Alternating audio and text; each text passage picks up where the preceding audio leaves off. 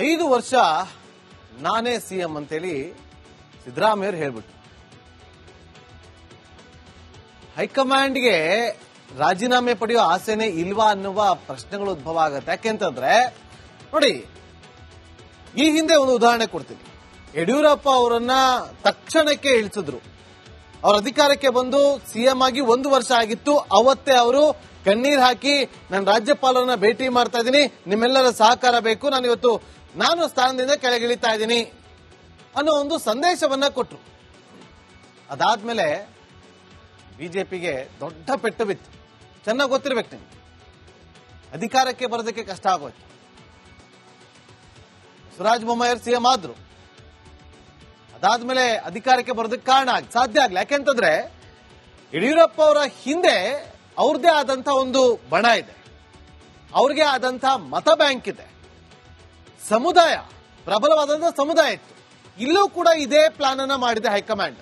ಒಂದು ವೇಳೆ ಸಿದ್ದರಾಮಯ್ಯ ಅವರ ರಾಜೀನಾಮೆ ಪಡೆದುಕೊಂಡ್ಬಿಟ್ರೆ, ಅವತ್ತು ಯಡಿಯೂರಪ್ಪ ಅವ್ರನ್ನ ಕೆಳಗಿಳಿಸಿದಾಗ ವಿಪಕ್ಷ ಸ್ಥಾನದಲ್ಲಿದ್ದಂತ ಕಾಂಗ್ರೆಸ್ ಯಾವ ರೀತಿಯಾಗಿ ಅದನ್ನ ಅಸ್ತ್ರವನ್ನಾಗಿ ಬಳಸಿಕೊಂಡು ಪ್ರಚಾರವನ್ನ ಮಾಡ್ತೋ, ಅದೇ ರೀತಿ ಇಲ್ಲೂ ಕೂಡ ಇವತ್ತು ವಿಪಕ್ಷ ಸ್ಥಾನದಲ್ಲಿರುವಂತಹ ಬಿಜೆಪಿ ಹಾಗೂ ಜೆಡಿಎಸ್ ಇದನ್ನೇ ಅಸ್ತ್ರವನ್ನಾಗಿ ಮಾಡಿಕೊಂಡು ಪ್ರಚಾರವನ್ನ ಮಾಡಿಬಿಡುತ್ತೆ.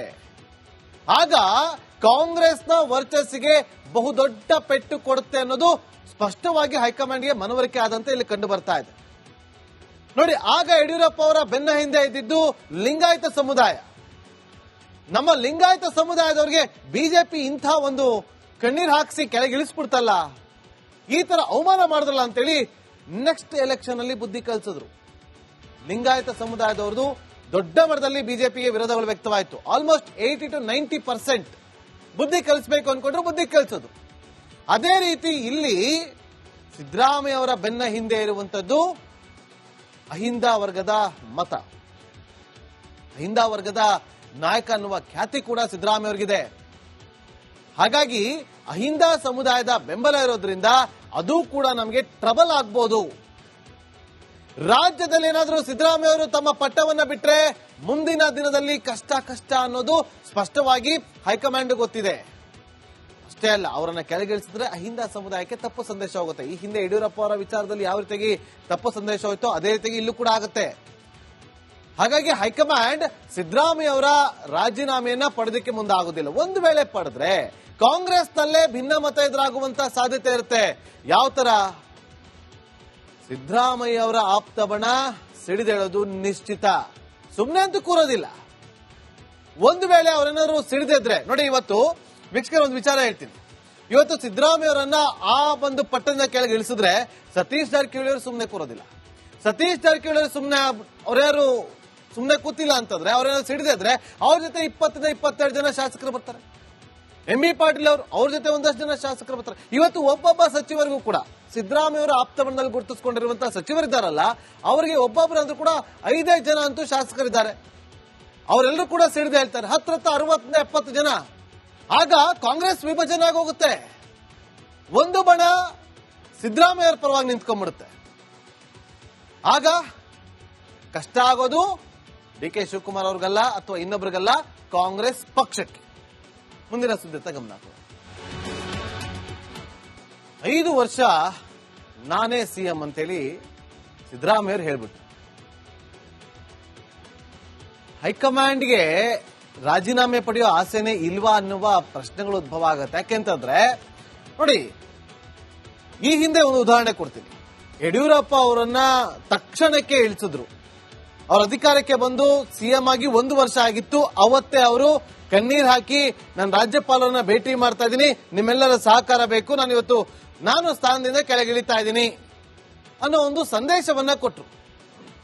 ಅದಾದ್ಮೇಲೆ ಬಿಜೆಪಿಗೆ ದೊಡ್ಡ ಪೆಟ್ಟು ಬಿತ್ತು. ಚೆನ್ನಾಗಿ ಗೊತ್ತಿರ್ಬೇಕು ನಿಮ್ಗೆ. ಅಧಿಕಾರಕ್ಕೆ ಬರೋದಕ್ಕೆ ಕಷ್ಟ ಆಗೋಯ್ತು. ಬಸವರಾಜ ಬೊಮ್ಮಾಯಿ ಸಿಎಂ ಆದ್ರು. ಅದಾದ್ಮೇಲೆ ಅಧಿಕಾರಕ್ಕೆ ಬರೋದಕ್ಕೆ ಕಾರಣ ಸಾಧ್ಯ ಆಗ್ಲಿ. ಯಾಕೆಂತಂದ್ರೆ ಯಡಿಯೂರಪ್ಪ ಅವರ ಹಿಂದೆ ಅವ್ರದೇ ಆದಂತ ಒಂದು ಬಣ ಇದೆ, ಅವ್ರಿಗೆ ಆದಂತ ಮತ ಬ್ಯಾಂಕ್ ಇದೆ, ಸಮುದಾಯ, ಪ್ರಬಲವಾದಂತಹ ಸಮುದಾಯ ಇತ್ತು. ಇಲ್ಲೂ ಕೂಡ ಇದೇ ಪ್ಲಾನ್ ಅನ್ನ ಮಾಡಿದೆ ಹೈಕಮಾಂಡ್. ಒಂದು ವೇಳೆ ಸಿದ್ದರಾಮಯ್ಯ ಅವರ ರಾಜೀನಾಮೆ ಪಡೆದುಕೊಂಡ್ಬಿಟ್ರೆ, ಅವತ್ತು ಯಡಿಯೂರಪ್ಪ ಅವ್ರನ್ನ ಕೆಳಗಿಳಿಸಿದಾಗ ವಿಪಕ್ಷ ಸ್ಥಾನದಲ್ಲಿದ್ದಂತ ಕಾಂಗ್ರೆಸ್ ಯಾವ ರೀತಿಯಾಗಿ ಅದನ್ನ ಅಸ್ತ್ರವನ್ನಾಗಿ ಬಳಸಿಕೊಂಡು ಪ್ರಚಾರವನ್ನ ಮಾಡ್ತೋ ಅದೇ ರೀತಿ ಇಲ್ಲೂ ಕೂಡ ಇವತ್ತು ವಿಪಕ್ಷ ಸ್ಥಾನದಲ್ಲಿರುವಂತಹ ಬಿಜೆಪಿ ಹಾಗೂ ಜೆಡಿಎಸ್ ಇದನ್ನೇ ಅಸ್ತ್ರವನ್ನಾಗಿ ಮಾಡಿಕೊಂಡು ಪ್ರಚಾರವನ್ನ ಮಾಡಿಬಿಡುತ್ತೆ. ಆಗ ಕಾಂಗ್ರೆಸ್ನ ವರ್ಚಸ್ಸಿಗೆ ಬಹುದೊಡ್ಡ ಪೆಟ್ಟು ಕೊಡುತ್ತೆ ಅನ್ನೋದು ಸ್ಪಷ್ಟವಾಗಿ ಹೈಕಮಾಂಡ್ಗೆ ಮನವರಿಕೆ ಆದಂತೆ ಇಲ್ಲಿ ಕಂಡು ಬರ್ತಾ ಇದೆ. ನೋಡಿ, ಆಗ ಯಡಿಯೂರಪ್ಪ ಅವರ ಬೆನ್ನ ಹಿಂದೆ ಇದ್ದಿದ್ದು ಲಿಂಗಾಯತ ಸಮುದಾಯ. ನಮ್ಮ ಲಿಂಗಾಯತ ಸಮುದಾಯದವರಿಗೆ ಬಿಜೆಪಿ ಇಂಥ ಒಂದು ಕಣ್ಣೀರ್ ಹಾಕಿಸಿ ಕೆಳಗಿಳಿಸ್ಬಿಡ್ತಲ್ಲ, ಈ ತರ ಅವಮಾನ ಮಾಡಿದ್ರಲ್ಲ ಅಂತೇಳಿ ನೆಕ್ಸ್ಟ್ ಎಲೆಕ್ಷನ್ ಅಲ್ಲಿ ಬುದ್ಧಿ ಕಲಿಸಿದ್ರು. ಲಿಂಗಾಯತ ಸಮುದಾಯದವ್ರದ್ದು ದೊಡ್ಡ ಮಟ್ಟದಲ್ಲಿ ಬಿಜೆಪಿಗೆ ವಿರೋಧಗಳು ವ್ಯಕ್ತವಾಯಿತು. ಆಲ್ಮೋಸ್ಟ್ 80 to 90% ಬುದ್ಧಿ ಕಲಿಸಬೇಕು ಅನ್ಕೊಂಡ್ರು, ಬುದ್ಧಿ ಕಲಿಸಿದ್ರು. ಅದೇ ರೀತಿ ಇಲ್ಲಿ ಸಿದ್ದರಾಮಯ್ಯ ಅವರ ಬೆನ್ನ ಹಿಂದೆ ಇರುವಂತದ್ದು ಅಹಿಂದ ವರ್ಗದ ಮತ, ಅಹಿಂದ ವರ್ಗದ ನಾಯಕ ಅನ್ನುವ ಖ್ಯಾತಿ ಕೂಡ ಸಿದ್ದರಾಮಯ್ಯ ಅವರಿಗಿದೆ. ಹಾಗಾಗಿ ಅಹಿಂದ ಸಮುದಾಯದ ಬೆಂಬಲ ಇರೋದ್ರಿಂದ ಅದು ಕೂಡ ನಮಗೆ ಟ್ರಬಲ್ ಆಗ್ಬೋದು. ರಾಜ್ಯದಲ್ಲಿ ಏನಾದರೂ ಸಿದ್ದರಾಮಯ್ಯ ಅವರು ತಮ್ಮ ಪಟ್ಟವನ್ನ ಬಿಟ್ರೆ ಮುಂದಿನ ದಿನದಲ್ಲಿ ಕಷ್ಟ ಅನ್ನೋದು ಸ್ಪಷ್ಟವಾಗಿ ಹೈಕಮಾಂಡ್ ಗೊತ್ತಿದೆ. ಅಷ್ಟೇ ಅಲ್ಲ, ಅವರನ್ನ ಕೆಳಗಿಳಿಸಿದ್ರೆ ಅಹಿಂದ ಸಮುದಾಯಕ್ಕೆ ತಪ್ಪು ಸಂದೇಶ ಹೋಗುತ್ತೆ. ಈ ಹಿಂದೆ ಯಡಿಯೂರಪ್ಪ ಅವರ ವಿಚಾರದಲ್ಲಿ ಯಾವ ರೀತಿಯಾಗಿ ತಪ್ಪು ಸಂದೇಶ ಹೋಯ್ತೋ ಅದೇ ರೀತಿಯಾಗಿ ಇಲ್ಲೂ ಕೂಡ ಆಗುತ್ತೆ. ಹಾಗಾಗಿ ಹೈಕಮಾಂಡ್ ಸಿದ್ದರಾಮಯ್ಯ ಅವರ ರಾಜೀನಾಮೆಯನ್ನ ಪಡೆದಕ್ಕೆ ಮುಂದಾಗುವುದಿಲ್ಲ. ಒಂದು ವೇಳೆ ಪಡೆದ್ರೆ ಕಾಂಗ್ರೆಸ್ನಲ್ಲೇ ಭಿನ್ನಮತ ಎದುರಾಗುವಂತ ಸಾಧ್ಯತೆ ಇರುತ್ತೆ. ಯಾವ ತರ? ಸಿದ್ದರಾಮಯ್ಯ ಅವರ ಆಪ್ತ ಬಣ ಸಿಡಿದೇಳೋದು ನಿಶ್ಚಿತ, ಸುಮ್ಮನೆ ಅಂತೂ ಕೂರೋದಿಲ್ಲ. ಒಂದು ವೇಳೆ ಅವರೇನಾದ್ರು ಸಿಡಿದಿದ್ರೆ ನೋಡಿ, ಇವತ್ತು ವೀಕ್ಷಕರ ಒಂದು ವಿಚಾರ ಹೇಳ್ತೀನಿ. ಇವತ್ತು ಸಿದ್ದರಾಮಯ್ಯ ಅವರನ್ನ ಆ ಒಂದು ಪಟ್ಟಣದ ಕೆಳಗೆ ಇಳಿಸಿದ್ರೆ ಸತೀಶ್ ಜಾರಕಿಹೊಳಿ ಅವರು ಸುಮ್ಮನೆ ಕೂರೋದಿಲ್ಲ. ಸತೀಶ್ ಜಾರಕಿಹೊಳಿ ಅವರು ಅವ್ರ್ಯಾರು ಸುಮ್ಮನೆ ಕೂತಿಲ್ಲ ಅಂತಂದ್ರೆ, ಅವ್ರೇನಾದ್ರು ಸಿಡಿದಿದ್ರೆ ಅವ್ರ ಜೊತೆ 20 to 22 ಜನ ಶಾಸಕರು ಬರ್ತಾರೆ. ಎಂ ಬಿ ಪಾಟೀಲ್ ಅವರು ಅವ್ರ ಜೊತೆ ಒಂದಷ್ಟು ಜನ ಶಾಸಕರು ಬರ್ತಾರೆ. ಇವತ್ತು ಒಬ್ಬೊಬ್ಬ ಸಚಿವರಿಗೂ ಕೂಡ ಸಿದ್ದರಾಮಯ್ಯ ಅವರ ಆಪ್ತ ಬಣದಲ್ಲಿ ಗುರುತಿಸಿಕೊಂಡಿರುವಂತಹ ಸಚಿವರಿದ್ದಾರಲ್ಲ, ಅವರಿಗೆ ಒಬ್ಬೊಬ್ಬರಂದ್ರೂ ಕೂಡ 5 ಜನ ಅಂತೂ ಶಾಸಕರಿದ್ದಾರೆ. ಅವರೆಲ್ಲರೂ ಕೂಡ ಸಿಡಿದು ಹೇಳ್ತಾರೆ 10 to 60 70 ಜನ. ಆಗ ಕಾಂಗ್ರೆಸ್ ವಿಭಜನೆ ಆಗಿ ಹೋಗುತ್ತೆ. ಒಂದು ಬಣ ಸಿದ್ದರಾಮಯ್ಯ ಅವರ ಪರವಾಗಿ ನಿಂತ್ಕೊಂಡ್ಬಿಡುತ್ತೆ. ಆಗ ಕಷ್ಟ ಆಗೋದು ಡಿ ಕೆ ಶಿವಕುಮಾರ್ ಅವ್ರಿಗಲ್ಲ ಅಥವಾ ಇನ್ನೊಬ್ರಿಗಲ್ಲ, ಕಾಂಗ್ರೆಸ್ ಪಕ್ಷಕ್ಕೆ. ಮುಂದಿನ ಸುದ್ದಿತ ಗಮನ. 5 ವರ್ಷ ನಾನೇ ಸಿಎಂ ಅಂತೇಳಿ ಸಿದ್ದರಾಮಯ್ಯ ಅವರು ಹೇಳ್ಬಿಟ್ರು. ಹೈಕಮಾಂಡ್ಗೆ ರಾಜೀನಾಮೆ ಪಡೆಯೋ ಆಸೆನೇ ಇಲ್ವಾ ಅನ್ನುವ ಪ್ರಶ್ನೆಗಳು ಉದ್ಭವ ಆಗುತ್ತೆ. ಯಾಕೆಂತಂದ್ರೆ ನೋಡಿ, ಈ ಹಿಂದೆ ಒಂದು ಉದಾಹರಣೆ ಕೊಡ್ತೀನಿ. ಯಡಿಯೂರಪ್ಪ ಅವರನ್ನ ತಕ್ಷಣಕ್ಕೆ ಇಳಿಸಿದ್ರು. ಅವ್ರ ಅಧಿಕಾರಕ್ಕೆ ಬಂದು ಸಿಎಂ ಆಗಿ 1 ವರ್ಷ ಆಗಿತ್ತು. ಅವತ್ತೇ ಅವರು ಕಣ್ಣೀರ್ ಹಾಕಿ ನಾನು ರಾಜ್ಯಪಾಲರನ್ನ ಭೇಟಿ ಮಾಡ್ತಾ ಇದ್ದೀನಿ, ನಿಮ್ಮೆಲ್ಲರ ಸಹಕಾರ ಬೇಕು, ನಾನು ಸ್ಥಾನದಿಂದ ಕೆಳಗಿಳಿತಾ ಇದ್ದೀನಿ ಅನ್ನೋ ಒಂದು ಸಂದೇಶವನ್ನ ಕೊಟ್ರು. ಅದಾದ್ಮೇಲೆ ಬಿಜೆಪಿಗೆ ದೊಡ್ಡ ಪೆಟ್ಟು ಬಿತ್ತು. ಚೆನ್ನಾಗಿ ಗೊತ್ತಿರ್ಬೇಕು ನಿಮ್ಗೆ. ಅಧಿಕಾರಕ್ಕೆ ಬರೋದಕ್ಕೆ ಕಷ್ಟ ಆಗೋಯ್ತು. ಬಸವರಾಜ ಬೊಮ್ಮಾಯಿ ಸಿಎಂ ಆದ್ರು. ಅದಾದ್ಮೇಲೆ ಅಧಿಕಾರಕ್ಕೆ ಬರೋದಕ್ಕೆ ಕಾರಣ ಸಾಧ್ಯ ಆಗ್ಲಿ. ಯಾಕೆಂತಂದ್ರೆ ಯಡಿಯೂರಪ್ಪ ಅವರ ಹಿಂದೆ ಅವ್ರದೇ ಆದಂತ ಒಂದು ಬಣ ಇದೆ, ಅವ್ರಿಗೆ ಆದಂತ ಮತ ಬ್ಯಾಂಕ್ ಇದೆ, ಸಮುದಾಯ, ಪ್ರಬಲವಾದಂತಹ ಸಮುದಾಯ ಇತ್ತು. ಇಲ್ಲೂ ಕೂಡ ಇದೇ ಪ್ಲಾನ್ ಅನ್ನ ಮಾಡಿದೆ ಹೈಕಮಾಂಡ್. ಒಂದು ವೇಳೆ ಸಿದ್ದರಾಮಯ್ಯ ಅವರ ರಾಜೀನಾಮೆ ಪಡೆದುಕೊಂಡ್ಬಿಟ್ರೆ ಅವತ್ತು ಯಡಿಯೂರಪ್ಪ ಅವ್ರನ್ನ ಕೆಳಗಿಳಿಸಿದಾಗ ವಿಪಕ್ಷ ಸ್ಥಾನದಲ್ಲಿದ್ದಂತ ಕಾಂಗ್ರೆಸ್ ಯಾವ ರೀತಿಯಾಗಿ ಅದನ್ನ ಅಸ್ತ್ರವನ್ನಾಗಿ ಬಳಸಿಕೊಂಡು ಪ್ರಚಾರವನ್ನ ಮಾಡ್ತೋ ಅದೇ ರೀತಿ ಇಲ್ಲೂ ಕೂಡ ಇವತ್ತು ವಿಪಕ್ಷ ಸ್ಥಾನದಲ್ಲಿರುವಂತಹ ಬಿಜೆಪಿ ಹಾಗೂ ಜೆಡಿಎಸ್ ಇದನ್ನೇ ಅಸ್ತ್ರವನ್ನಾಗಿ ಮಾಡಿಕೊಂಡು ಪ್ರಚಾರವನ್ನ ಮಾಡಿಬಿಡುತ್ತೆ. ಆಗ ಕಾಂಗ್ರೆಸ್ನ ವರ್ಚಸ್ಸಿಗೆ ಬಹುದೊಡ್ಡ ಪೆಟ್ಟು ಕೊಡುತ್ತೆ ಅನ್ನೋದು ಸ್ಪಷ್ಟವಾಗಿ ಹೈಕಮಾಂಡ್ಗೆ ಮನವರಿಕೆ ಆದಂತೆ ಇಲ್ಲಿ ಕಂಡು ಬರ್ತಾ ಇದೆ. ನೋಡಿ, ಆಗ ಯಡಿಯೂರಪ್ಪ ಅವರ ಬೆನ್ನ ಹಿಂದೆ ಇದ್ದಿದ್ದು ಲಿಂಗಾಯತ ಸಮುದಾಯ.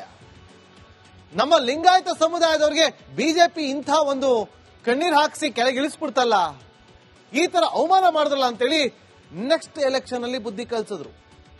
ಲಿಂಗಾಯತ ಸಮುದಾಯದವ್ರದ್ದು ದೊಡ್ಡ ಮಟ್ಟದಲ್ಲಿ ಬಿಜೆಪಿಗೆ ವಿರೋಧಗಳು ವ್ಯಕ್ತವಾಯಿತು. ಆಲ್ಮೋಸ್ಟ್ 80 to 90% ಬುದ್ಧಿ ಕಲಿಸಬೇಕು ಅನ್ಕೊಂಡ್ರು, ಬುದ್ಧಿ ಕಲಿಸಿದ್ರು.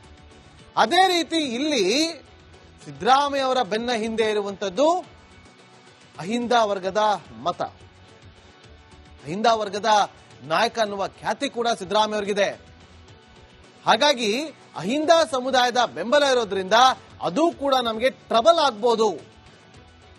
ರಾಜ್ಯದಲ್ಲಿ ಏನಾದರೂ ಸಿದ್ದರಾಮಯ್ಯ ಅವರು ತಮ್ಮ ಪಟ್ಟವನ್ನ ಬಿಟ್ರೆ ಮುಂದಿನ ದಿನದಲ್ಲಿ ಕಷ್ಟ ಅನ್ನೋದು ಸ್ಪಷ್ಟವಾಗಿ ಹೈಕಮಾಂಡ್ ಗೊತ್ತಿದೆ. ಅಷ್ಟೇ ಅಲ್ಲ, ಅವರನ್ನ ಕೆಳಗಿಳಿಸಿದ್ರೆ ಅಹಿಂದ ಸಮುದಾಯಕ್ಕೆ ತಪ್ಪು ಸಂದೇಶ ಹೋಗುತ್ತೆ. ಈ ಹಿಂದೆ ಯಡಿಯೂರಪ್ಪ ಅವರ ವಿಚಾರದಲ್ಲಿ ಯಾವ ರೀತಿಯಾಗಿ ತಪ್ಪು ಸಂದೇಶ ಹೋಯ್ತೋ ಅದೇ ರೀತಿಯಾಗಿ ಇಲ್ಲೂ ಕೂಡ ಆಗುತ್ತೆ.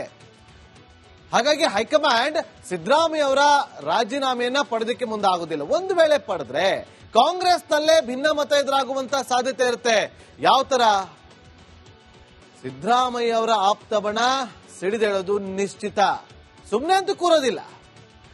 ಒಂದು ವೇಳೆ ಅವರೇನಾದ್ರು ಸಿಡಿದಿದ್ರೆ ನೋಡಿ, ಇವತ್ತು ವೀಕ್ಷಕರ ಒಂದು ವಿಚಾರ ಹೇಳ್ತೀನಿ. ಇವತ್ತು ಸಿದ್ದರಾಮಯ್ಯ ಅವರನ್ನ ಆ ಒಂದು ಪಟ್ಟಣದ ಕೆಳಗೆ ಇಳಿಸಿದ್ರೆ ಸತೀಶ್ ಜಾರಕಿಹೊಳಿ ಅವರು ಸುಮ್ಮನೆ ಕೂರೋದಿಲ್ಲ. ಸತೀಶ್ ಜಾರಕಿಹೊಳಿ ಅವರು ಅವ್ರ್ಯಾರು ಸುಮ್ಮನೆ ಕೂತಿಲ್ಲ ಅಂತಂದ್ರೆ, ಅವ್ರೇನಾದ್ರು ಸಿಡಿದಿದ್ರೆ ಅವ್ರ ಜೊತೆ 20-22 ಜನ ಶಾಸಕರು ಬರ್ತಾರೆ. ಎಂ ಬಿ ಪಾಟೀಲ್ ಅವ್ರ ಜೊತೆ ಒಂದಷ್ಟು ಜನ ಶಾಸಕರು ಬರ್ತಾರೆ. ಇವತ್ತು ಒಬ್ಬೊಬ್ಬ ಸಚಿವರಿಗೂ ಕೂಡ ಸಿದ್ದರಾಮಯ್ಯ ಅವರ ಆಪ್ತ ಬಣದಲ್ಲಿ ಗುರುತಿಸಿಕೊಂಡಿರುವಂತಹ ಸಚಿವರಿದ್ದಾರಲ್ಲ, ಅವರಿಗೆ ಒಬ್ಬೊಬ್ಬರಂದ್ರೂ ಕೂಡ 5 ಜನ ಅಂತೂ ಶಾಸಕರಿದ್ದಾರೆ. ಅವರೆಲ್ಲರೂ ಕೂಡ ಸಿಡಿದು ಹೇಳ್ತಾರೆ, 60-70 ಜನ. ಆಗ ಕಾಂಗ್ರೆಸ್ ವಿಭಜನೆ ಆಗೋಗುತ್ತೆ. ಒಂದು ಬಣ ಸಿದ್ದರಾಮಯ್ಯ ಅವರ ಪರವಾಗಿ ನಿಂತ್ಕೊಂಡ್ಬಿಡುತ್ತೆ. ಆಗ ಕಷ್ಟ ಆಗೋದು ಡಿ ಕೆ ಶಿವಕುಮಾರ್ ಅವ್ರಿಗಲ್ಲ ಅಥವಾ ಇನ್ನೊಬ್ರಿಗಲ್ಲ, ಕಾಂಗ್ರೆಸ್ ಪಕ್ಷಕ್ಕೆ. ಮುಂದಿನ ಸುದ್ದಿ ಗಮನ